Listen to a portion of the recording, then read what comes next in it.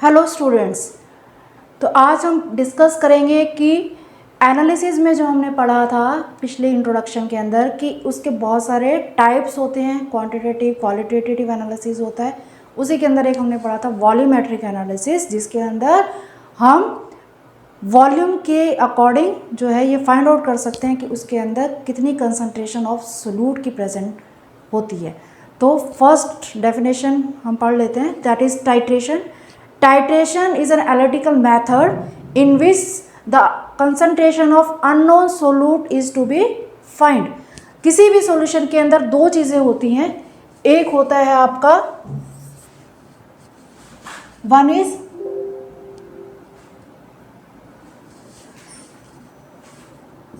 जब भी कोई सॉल्यूशन होता है उसके अंदर दो चीज़ें होती हैं, एक होता है सोल्यूट और एक होता है सॉल्वेंट, राइट।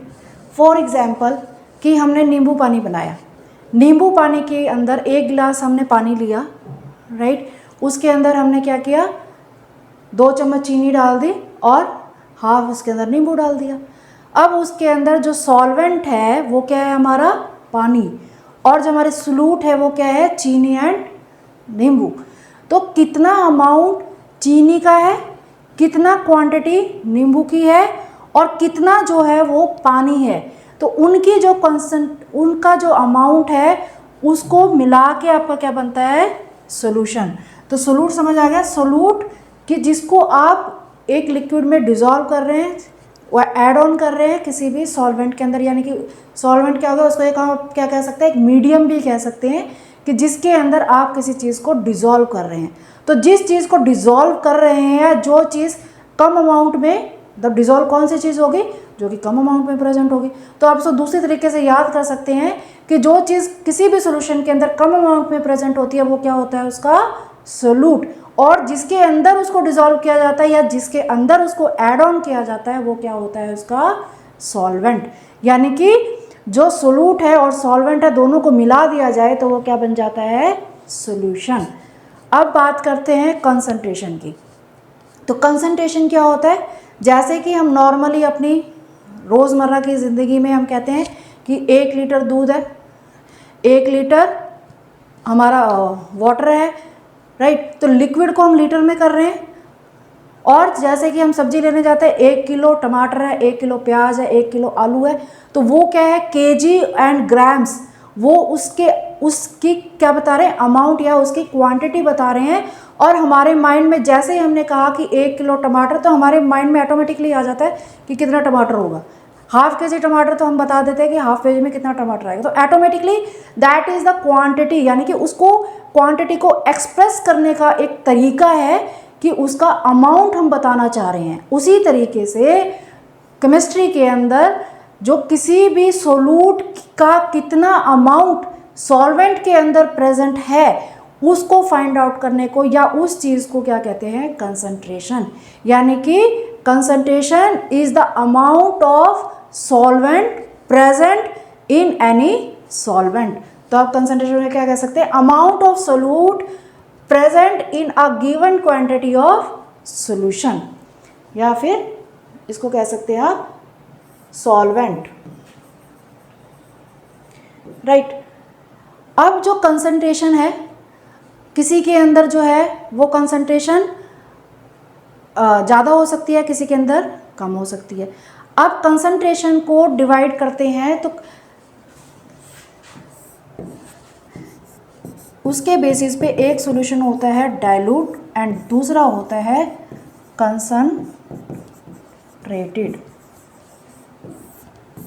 अब ये डाइल्यूट और कंसंट्रेटेड किसके ऊपर डिपेंड करता है, अमाउंट ऑफ द सोल्यूट या फिर quantity of the solute, right, जो कि हमने अभी एक्सप्लेन किया था। अब आपका एक गिलास आपने लिया, उस गिलास के अंदर आपने क्या किया, यहाँ तक पानी लिया, 2 गिलास लिया आपने, यहाँ तक पानी लिया, इसके अंदर आपने 1 स्पून शुगर ऐड कर दिया और दूसरे वाले में आपने 2 स्पून शुगर ऐड कर दिया, राइट।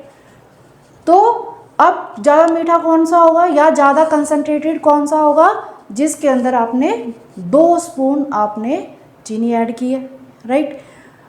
फिर 1 गिलास हमने और ले लिया, उसके अंदर हमने 3 स्पून जो है शुगर का ऐड कर दिया।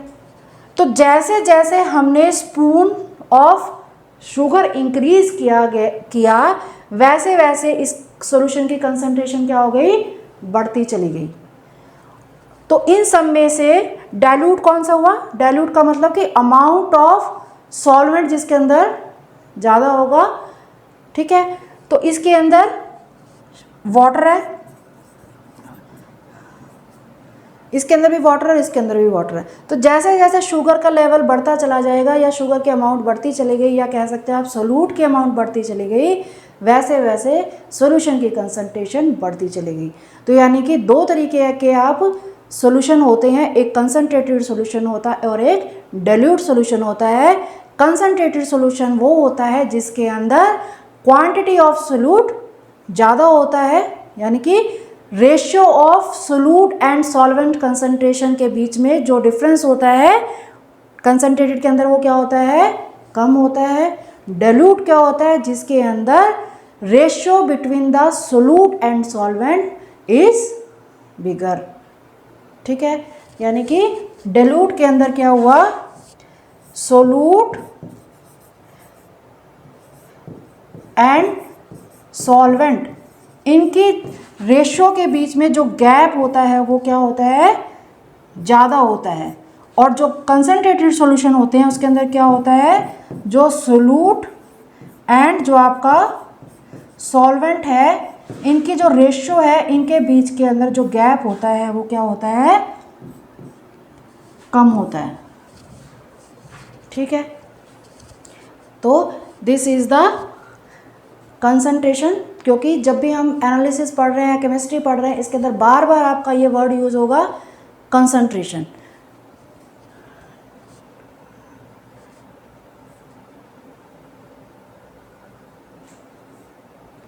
Then operators use in the titration. अब हम बात कर रहे हैं टाइट्रेशन, क्योंकि जितने भी हम एनालिटिकल टेक्निक्स करते हैं, वॉल्यूमेट्रिक एनालिसिस करते हैं, वॉल्यूमेट्रिक एनालिसिस के लिए अंदर जनरली क्या यूज़ किया जाता है, टाइट्रेशन। टाइट्रेशन में क्या होता है कि एक चीज़ का कंसंट्रेशन नोन है और एक चीज़ का कंसंट्रेशन क्या है, अननोन है। तो हम किसी भी नोन कंसंट्रेशन से किसी भी अननोन का कंसंट्रेशन फाइंड आउट करते हैं, उसको हम क्या कहते हैं, टाइट्रेशन। तो आप टाइट्रेशन क्या कह सकते हैं, टाइट्रेशन एक एनालिटिकल मेथड है जिसके अंदर आप क्या करने जा रहे हैं, किसी भी अननोन सैंपल को टेस्ट करने जा रहे हैं या किसी भी अननोन सैंपल की अमाउंट या क्वांटिटी को पता करने जा रहे हैं with the known concentration of any substance. तो अब इसके अंदर टाइट्रेशन के अंदर जिसकी कंसंट्रेशन हमें पता है, अब इसके अंदर भी आपके 2 वर्ड्स यूज होंगे,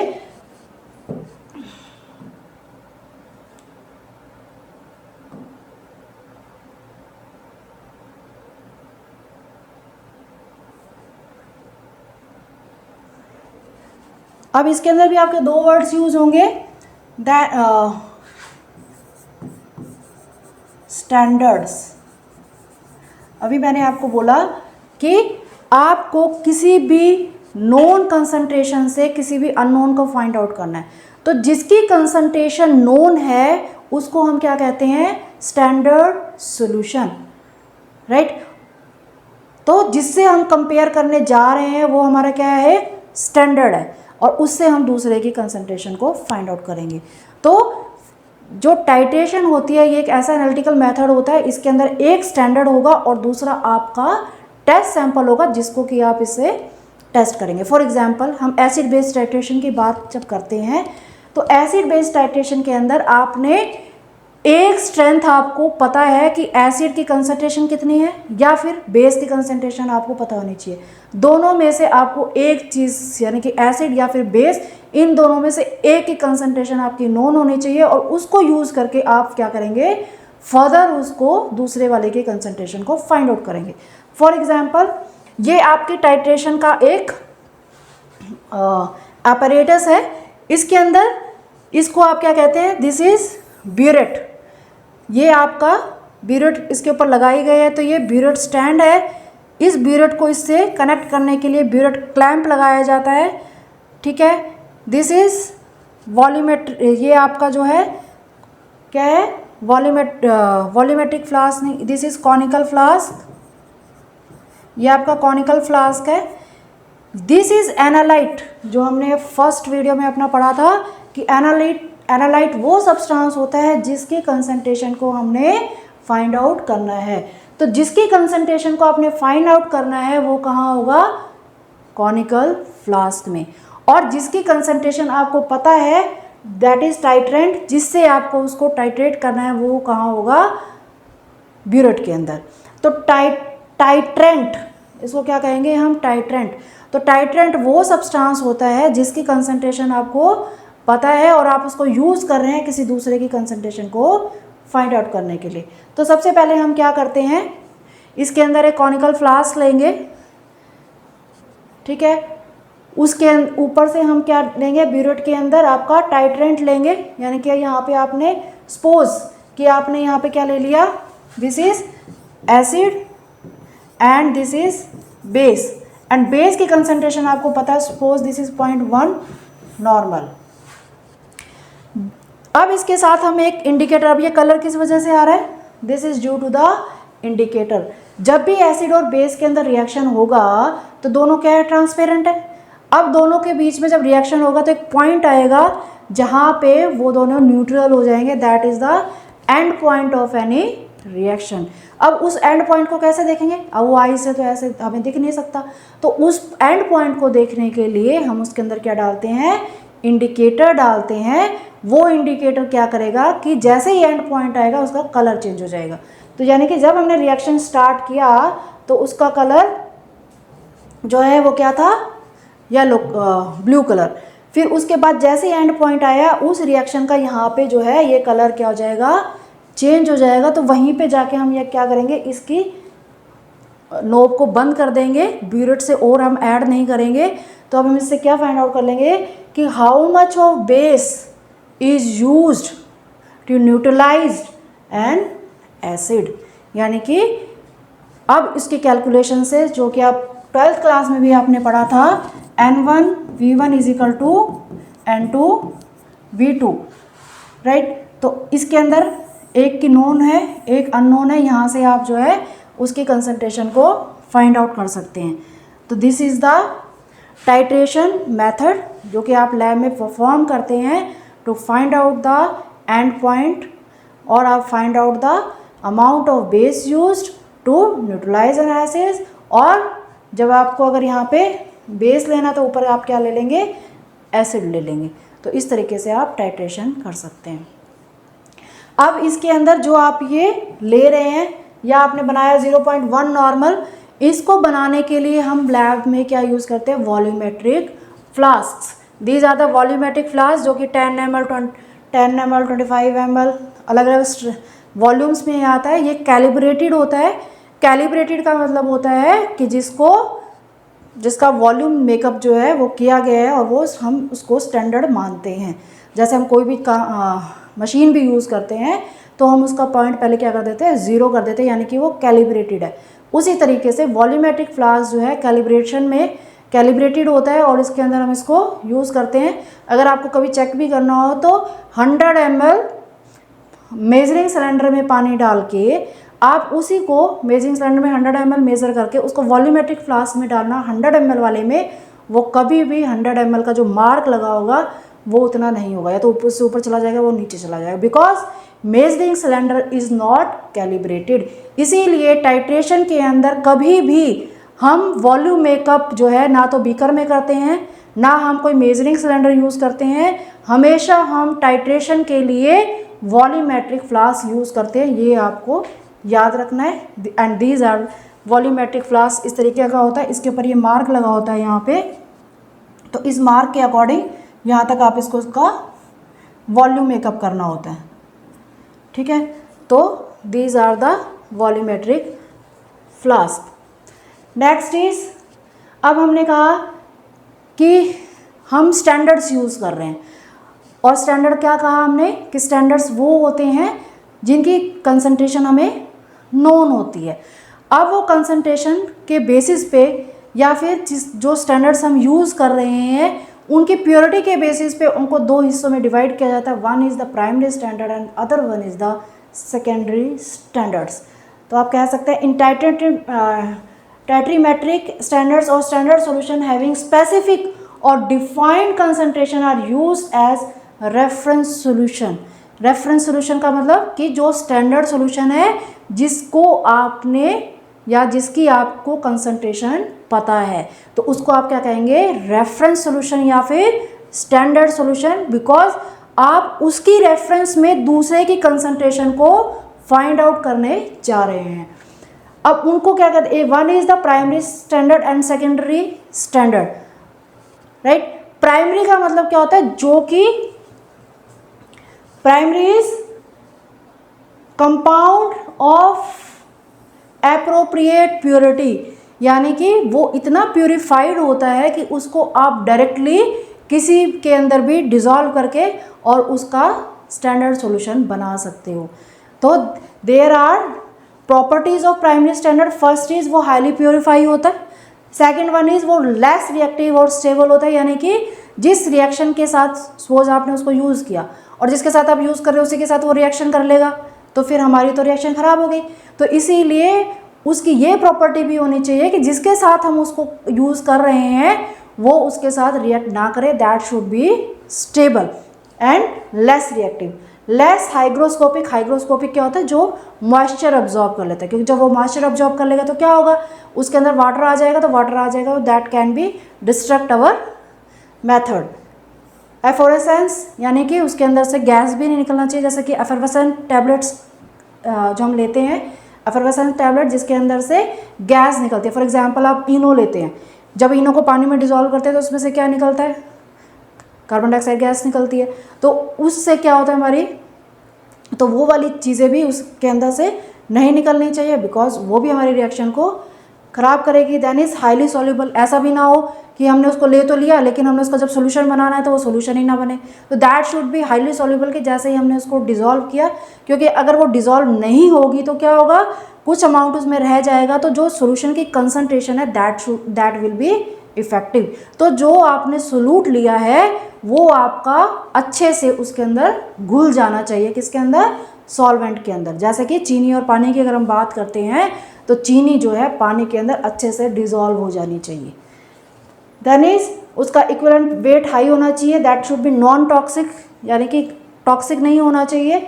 चीप एंड रेडिली अवेलेबल, यानी कि अगर वो प्यूरीफाई जो प्राइमरी स्टैंडर्ड है वो ज़्यादा कॉस्टली भी नहीं होना चाहिए, क्योंकि हमारी रिएक्शन का जो अमाउंट है या फिर जो उसके ऊपर खर्चा आएगा वो भी हमारा बढ़ जाएगा। तो that should be cheap and eco friendly. तो दीज आर द पॉइंट्स या फिर these are the properties of primary standards. Then is secondary, for example जो आपके प्राइमरी स्टैंडर्ड एग्जाम्पल है, एसिड बेस रिएक्शन में आप सोडियम कार्बोनेट यूज़ कर सकते हैं, ऑक्सैलिक एसिड यूज़ कर सकते हैं। कॉम्प्लेक्स फॉर्मेशन रिएक्शन या कॉम्प्लेक्सोमेट्रिक टाइट्रेशन जो आपके सिलेबस में भी आगे हम पढ़ेंगे, उसके अंदर प्योर मेटल, जिंक, मैग्नीशियम और उनके साल्ट्स जो आप यूज़ कर सकते हैं। प्रेसिपिटेशन टाइट्रेशन के अंदर भी आपका सोडियम कार्बोनेट यूज़ कर सकते हैं। रिडॉक्स टाइट्रेशन के अंदर आप पोटेशियम डाइक्रोमेट यूज़ कर सकते हैं। तो these are the some examples of primary standards which you can use in labs, यानी कि इनको डायरेक्ट आपने बॉक्स उठाया और आपको जितनी कंसंट्रेशन चाहिए उस कंसंट्रेशन से आप इनको बना सकते हैं। Then is secondary standard. Secondary मतलब कि उससे लो ग्रेड, यानी कि पहले आपको जिस तरीके से आपने प्राइमरी स्टैंडर्ड को बनाया और उसको यूज़ कर लिया, इसको ऐसा नहीं कर सकते हैं। पहले सेकेंडरी स्टैंडर्ड को आपको उसकी खुद की जो कंसंट्रेशन है वो फाइंड आउट करनी पड़ेगी, फिर आप उसको यूज़ कर सकते हैं किसी और की कंसंट्रेशन को फाइंड आउट करने के लिए। यानी कि ये इतने हाईली प्योरीफाइड नहीं होते हैं कि आप इनको एज इट इज़ यूज़ कर सकते हैं। तो पहले आपको इनको क्या करना पड़ेगा, किसी भी प्राइमरी स्टैंडर्ड से आपको इनको स्टैंडर्डाइज करना पड़ेगा, फिर आप इनको यूज़ कर सकते हैं किसी को भी स्टैंडर्डाइज करवाने के लिए। फॉर एग्जांपल अगर हम बात करते हैं कि लैब के अंदर आपने 0.1 नॉर्मल HCl को स्टैंडर्डाइज करना है, ठीक है। आपको एम दे दिया गया है that you have to be standardize 0.1 normal HCl। तो 1 नॉर्मल HCl जो है वो प्राइमरी स्टैंडर्ड नहीं है। आपको पहले क्या करना पड़ेगा, 0.1 नॉर्मल इसको HCl को पहले आपको क्या करना पड़ेगा, स्टैंडर्डाइज करना पड़ेगा, यानी कि उसको भी किसी रेफरेंस बेस से लेकर सोडियम कार्बोनेट सपोज उसको लेकर आपको उसका एग्जैक्ट कंसंट्रेशन निकालनी पड़ेगी और फिर उस एग्जैक्ट कंसंट्रेशन से आप उसको जो है किसी भी को स्टैंडर्डाइज करने के लिए यूज़ कर सकते हैं। तो अगर आपको कहा जाए कि इसको आपको स्टैंडर्डाइज करना है और आपको दे दिया जाए 0.1 नॉर्मल NaOH के साथ, तो आप सबसे पहले क्या करोगे, 0.1 नॉर्मल NaOH को स्टैंडर्डाइज करोगे किसी भी प्राइमरी एसिड के साथ, राइट। तो इसको स्टैंडर्डाइज करने के लिए आप क्या यूज़ कर सकते हैं, oxalic acid, because oxalic acid is a primary standard. अब इस 0.1 नॉर्मल NaOH जो है हमने बनाया तो 0.1 नॉर्मल है, लेकिन एग्जैक्टली वो 0.1 नॉर्मल नहीं होता है, और वो एक्चुअल में है भी या नहीं है उसको देखने के लिए, क्योंकि इसको रेफरेंस हम बना रहे हैं, तो ये रेफरेंस तो तब काम करेगा ना, स्टैंडर्ड तब काम करेगा जब इसकी एग्जैक्ट कंसंट्रेशन हमें पता होगी। तो इसकी एग्जैक्ट कंसंट्रेशन को निकालने के लिए पहले हम इसको ऑक्सैलिक एसिड के साथ स्टैंडर्डाइज करेंगे, इसकी एग्जैक्ट कंसंट्रेशन फाइंड आउट करेंगे, N1V1 is equal to N2V2। तो जहाँ जो कंसंट्रेशन यहाँ पे इसकी आएगी उसको हम यूज़ करेंगे इसको स्टैंडर्डाइज करने के लिए। तो कहने का मतलब क्या हुआ, जो सेकेंडरी सॉल्यूशन या सेकेंडरी स्टैंडर्ड्स वो होते हैं जो प्राइमरी स्टैंडर्ड से पहले स्टैंडर्डाइज किए जाते हैं, उनकी खुद की अपनी एक कंसंट्रेशन या उसको एक स्टैंडर्ड लाइक या उसको एक रेफरेंस बनाया जाता है, then they are further used to find out the concentration of any unknown sample. तो आप कह सकते हैं secondary standards are the substances used for standardization and their content of the active substance has been found by comparing against primary standard, यानी कि primary standard से उनको compare करके पहले उनकी कंसंट्रेशन निकाली जाती है, फिर उनको जो है आप क्या करते हैं, उनकी कंसंट्रेशन को फर्दर यूज़ करते हैं किसी और की कंसंट्रेशन निकालने के लिए। तो these are the primary standard and secondary standard. It's very important topic in the analysis, because पूरी एनालिसिस जो है आपकी स्टैंडर्डाइजेशन के ऊपर डिपेंड है। तो by this thank you and I hope you enjoying the chemistry part. Thank you.